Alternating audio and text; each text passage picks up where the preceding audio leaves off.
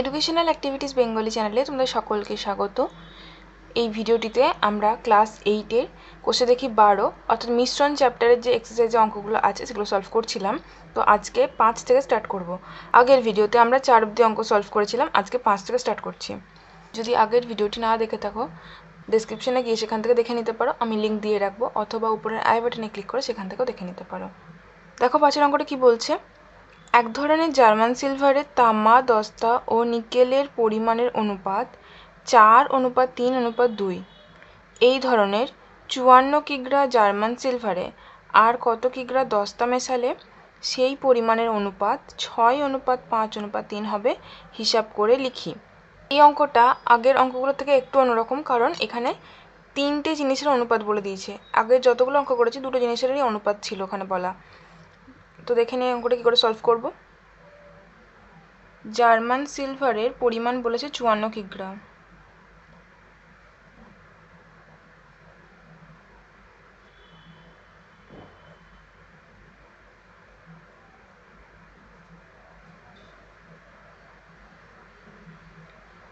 এবং এই জার্মান সিলভারে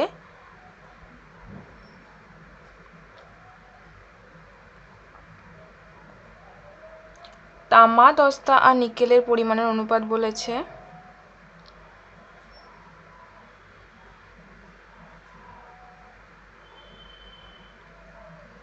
4:3:2। আমাদেরকে এবার কি করতে হবে না, 54 কিগ্রাতে কতটা তামা, কতটা দস্তা, কতটা নিকেল আছে নির্ণয় করতে হবে। তার জন্য কি করব, প্রথমে আমরা আনুপাতিক ভাগহার নির্ণয় করবো এদের।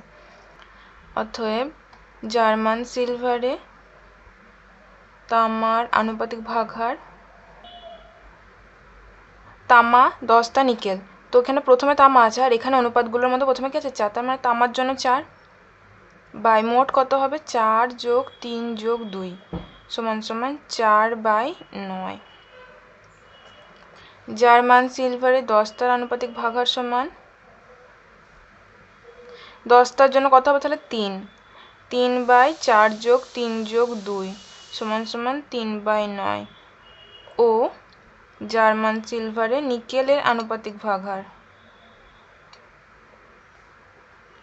নিকেলের জন্য কত হবে 2/4 + 3 + 2 সমান 2/9।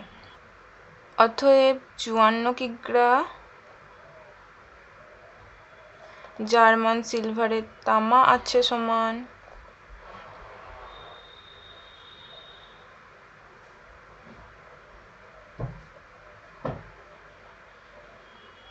54 গুণ তামার আনুপাতিক ভাগহার কত 4/9, এত কিগ্রা। 9 6 54, তাহলে 6 4 হলো 24 কিগ্রা। 54 কিগ্রা জার্মান সিলভারে দস্তা আছে সমান 54 গুণ দস্তার আনুপাতিক ভাগহার কত পেয়েছি 3/9, এত কিগ্রা। 9 6 54, তো 6 3 হচ্ছে 18 কিগ্রা দস্তা আছে। ও 54 কিগ্রা জার্মান সিলভারে নিকেল আছে 54 গুণ নিকেলের আনুপাতিক ভাগহার কত পেয়েছিলাম 2/9, তাহলে এত কিগ্রা। 9 6 54, 6 2 12 কিগ্রা।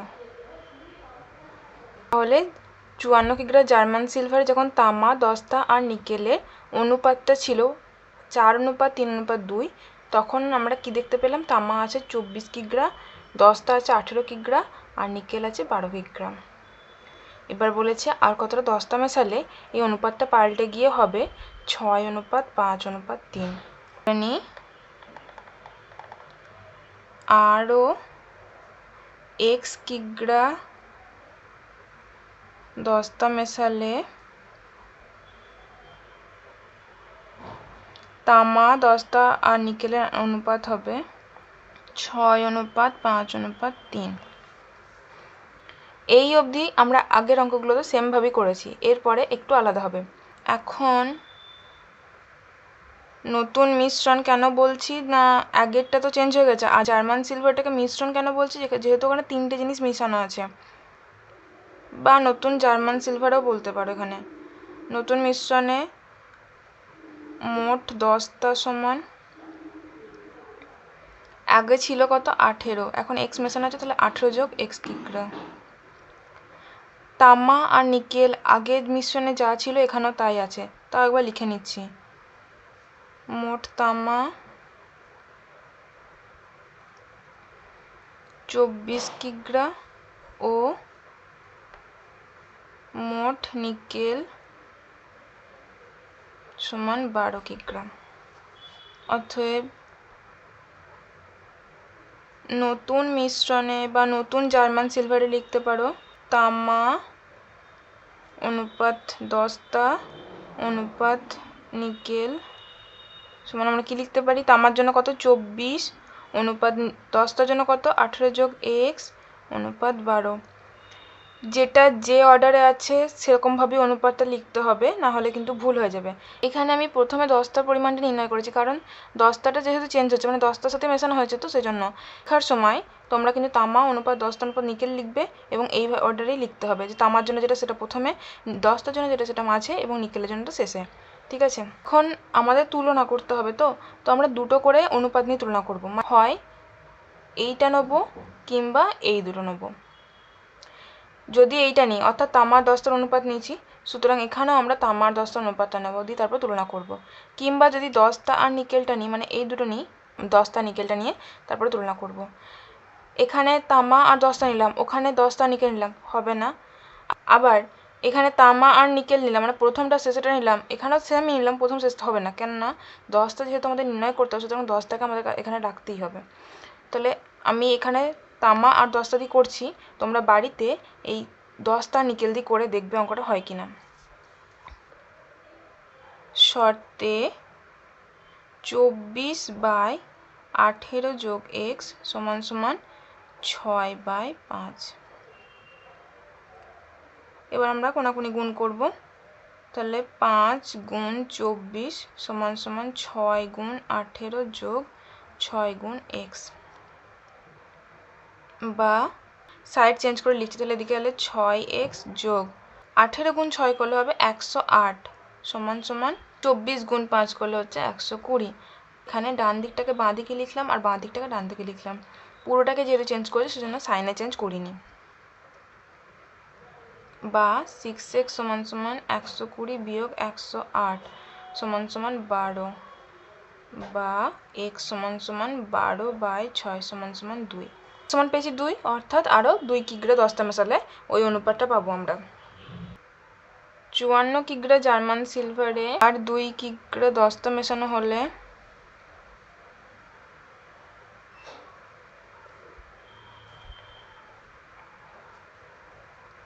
তামা অনুপাত 10টা অনুপাত নিকেল সমান 6:5:3 হবে। 6 অঙ্কটা দেখো, 2 প্রকার গুঁড়ো সাবানে সোডা ও সাবান গুঁড়োর পরিমাণ এর অনুপাত যথাক্রমে 2:3 আর 4:5। যদি প্রথম প্রকারের 10 কিগ্রার সাথে দ্বিতীয় প্রকারের 18 কিগ্রা মেশানো হয়, তবে নতুন গুঁড়ো সাবানে কত অংশ সাবান গুঁড়ো থাকবে হিসাব করে লিখি। অঙ্কটা একটু নতুন টাইপের অঙ্ক। এখানে মিশ্রণটা হলো গুঁড়ো সাবান, যেখানে সাবান আর সোডা মিশ্রিত অবস্থায় আছে। তাহলে প্রথম প্রকার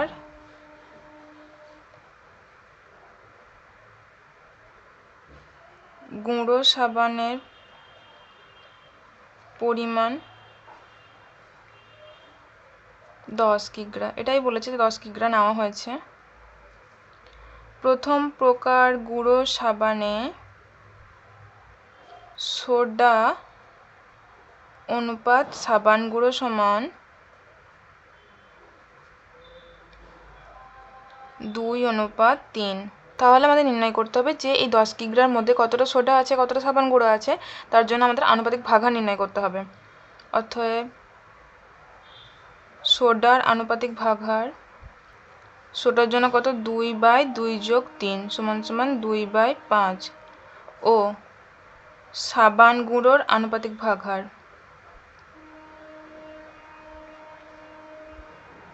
3/2 যোগ 3 সমান সমান 3/5। অর্থাৎ 10 কিগ্রা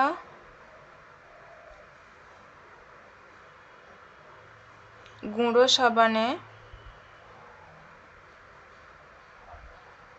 সাবান গুঁড়ো আছে সমান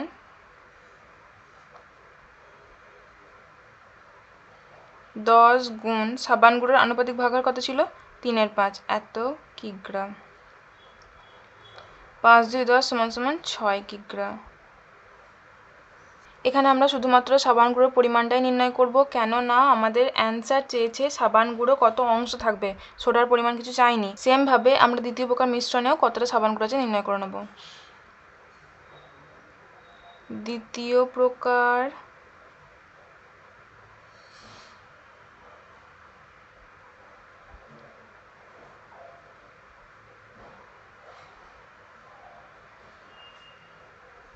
আঠেরো কিগ্রা। আর দ্বিতীয় প্রকার গুঁড়ো সাবানে সোডা আর সাবান গুঁড়োর অনুপাত বলেছে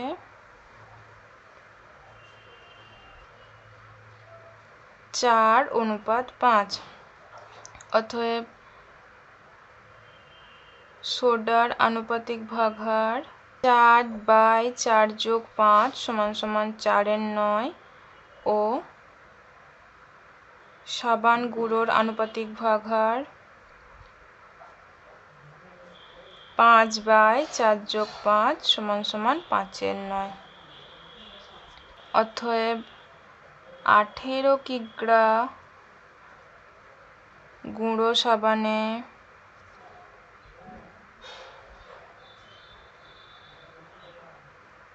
সাবান গুঁড়ো আছে 18 গুণ সাবান গুঁড়োর আনুপাতিক ভাগাহার পেয়েছিলাম 5/9 এত কিগ্রা। 9 2 18 = 10 কিগ্রা। এখন যদি দুই প্রকার গুঁড়ো সাবানই মেশানো হয় তাহলে মোট কতটা গুঁড়ো সাবান হচ্ছে দেখে নিই। অতএব দুই প্রকার গুঁড়ো সাবান মেশানো হলে মোট গুঁড়ো সাবানের পরিমাণ, প্রথম প্রকারটা ছিল 10 কিগ্রা আর দ্বিতীয় প্রকারটা ছিল 18 কিগ্রা, তাহলে 10 + 18 কিগ্রা। অঙ্কটা করার সময় গুঁড়ো সাবান আর সাবান গুঁড়োটা খেয়াল রাখতে হবে, কারণ দুটোই একই রকম জিনিস। সমান সমান 28 কিগ্রা। প্রকার যখন গুঁড়ো সাবান মেশানো হচ্ছে তার মানে এটা আরেকটা নতুন মিশ্রণ তৈরি হচ্ছে, ও নতুন মিশ্রণে মোট সাবান গুঁড়োর পরিমাণ সমান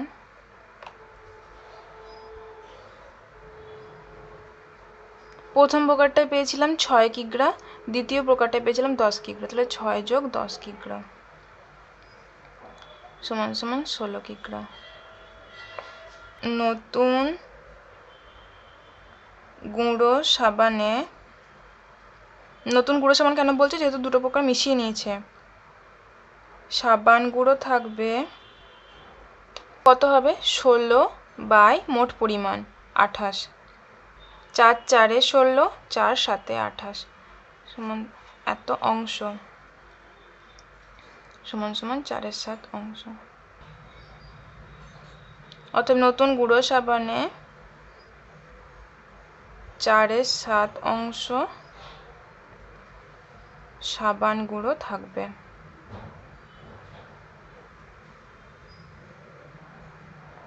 সাতের অঙ্কটা দেখো, দুটি সমান আয়তনের পাত্রে যথাক্রমে 1/3 ও 1/4 অংশে ফলের রস ছিল। আমি পাত্র দুটির অবশিষ্টাংশ জলপূর্ণ করে অন্য একটি পাত্রে সমগ্র জল মিশ্রিত ফলের রস ঢাললাম।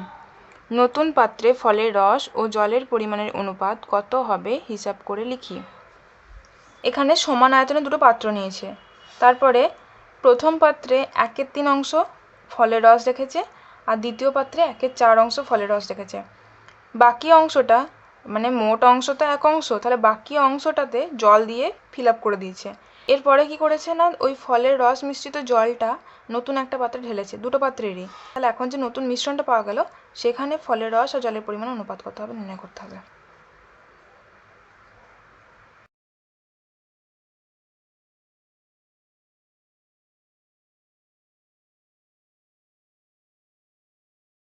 ছবিটা এরকম, দুটো পাত্র সমান আয়তনের প্রায়। প্রথম পাত্রে এই 1/3 অংশ মানে এখানটা ফলের রস রেখেছে এবং দ্বিতীয় পাত্রে এটা ফলের রস রেখেছে, তাহলে বাকিটা জল দিয়ে ফিল আপ করেছে। এবার নতুন একটা বড় পাত্র নিচে, সেখানে এই দুটো মিশিয়ে দিয়েছে, তাহলে সেখানে মোট ফলের রস ও জলের অনুপাতটা আমাদের নির্ণয় করতে হবে। প্রথম পাত্রে ফলের রস আছে সমান 1/3 অংশ বলে দিয়েছে, অর্থাৎ প্রথম পাত্রে জল আছে, পাত্রের মোট আয়তন কত? 1 অংশ, তাহলে 1 বিয়োগ 1/3, 2/3 অংশ।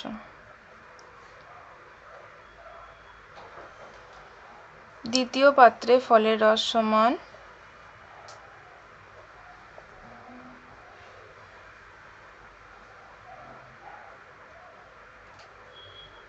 1/4 অংশ ও দ্বিতীয় পাত্রে জল তাহলে কতটা আছে? 1 বিয়োগ 1/4 অংশ, এটা বিয়োগ করলে পাবো 3/4 অংশ। তাহলে দুটো পাত্রে ফলের রস মেশানোর পর নতুন মিশ্রণে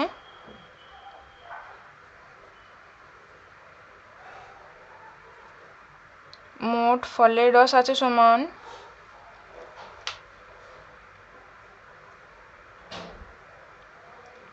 প্রথম পাত্রে কত ছিল? 1/3 অংশ, দ্বিতীয় পাত্রে কত ছিল? 1/4 অংশ। টোটাল তাহলে 1/3 যোগ 1/4 অংশ হলো 4 3 12 লসাগু, উপরে 4 যোগ 3 এত অংশ সমান সমান 7/12 অংশ। ও নতুন মিশ্রণে মোট জল আছে, প্রথম পাত্রে জল ছিল 2/3 অংশ, দ্বিতীয় পাত্রে জল ছিল 3/4 অংশ, এত অংশ। তাহলে 4 3 12 লসাগু, 3 4 12, 4 2 8, 4 3 12, 3 3 9 এত অংশ সমান সমান 17/12 অংশ। অতএব নতুন মিশ্রণে ফলের রস অনুপাত জল সমান